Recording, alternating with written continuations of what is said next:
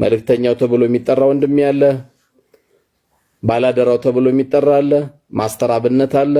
እነዚህ ተደብቀው ራሳቸውን ደብቀው የተደበቁ ሰዎችን እያወጡ የሚሰሩ ወንድሞቻችን ናቸው። እነዚህ ወንድሞች እንግዲህ ሰሞኑን የምናያቸው እጅግ በጣም ተገቢ ያልሆነ በማናቃቸው ነገር ላይ ዝም ብለን ምንዘላብድ ባይናችን ያላየነው አላህ ጋር ሰምቻለሁ ተብሎ የሚወራ ነገር የለም።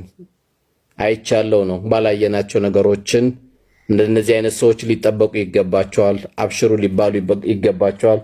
የዚህ አይነት ሰዎች ጎደሉ ማለት ላይፋቸው ይቀጥላል። ምንም የሚጎልባቸው ነገር የለም።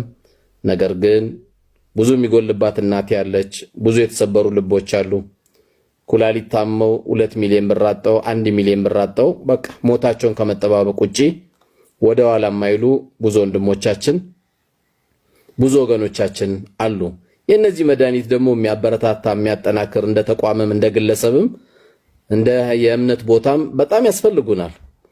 ይህም ቦታ በጣም አነስተኛ በሆነበት ሰዓት ላይ በተለይ አንዳንዶቻችን እኔ የትኛው ትምህርት ቤት ማስተር እንዳገኛቸው አላቅም።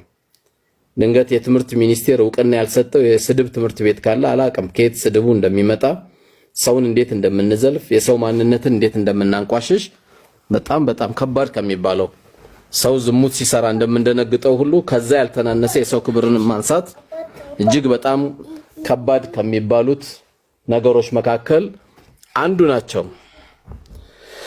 ስለዚህ እነዚህ ወንድሞች ቢያንስ ቴንኪው ባይባሉም አይዟችሁ ባይባሉም ስራቸውን እንዳይሰሩ የተለያየ ሞራላቸውን ለመንካት የሚጥሩ ሰዎችን ስናይ ሁለት ነገር አያውቁም። አንድ ማንም የማያውቅ ዝም ብሎ ብቻ የሚያወራ ሰው ካለ ከሁለት ነገር አያልፍም። ወይ ሃይማኖታዊ ዕውቀት የለውም ወይም ደግሞ ህገ መንግስት የሆነ የመንግስትን ህግ ኢትዮጵያ ያስቀመጣቻቸው ህጎችን አለማወቅ ነው። አንድ ሰው ኦንላይን ገብቶ አንድ ስራ ላይ እየሰራ እንደፈለግን መዝደብ የምንችልበት ህግ የለም። ያው ነገሩ አገሪቷ በተለያየ ጉዳይ ላይ ስላለች እንጂ የዚህ አይነት ሰዎች የሰውን ክብር የሚነኩ የሰውን ስም ማጉደፍ እጅግ በጣም ከባድ ነው። ሰዎች ደግሞ ስብራቱ ሲደርስባቸው ከማህበረሰቡ ሊርቁ ይችላሉ። እነዚህን ሰዎች ተመልሶ ማግኘት ደግሞ በጣም ከባድ ነው። ሰው ብዙ ጊዜ የሚፈልገው ገንዘብ እገዛ ብቻ አይደለም፣ የሞራል እርዳታ በጣም አድርጎ ይፈልጋል። የሞራል እገዛዎችን በጣም አድርጎ ይፈልጋል።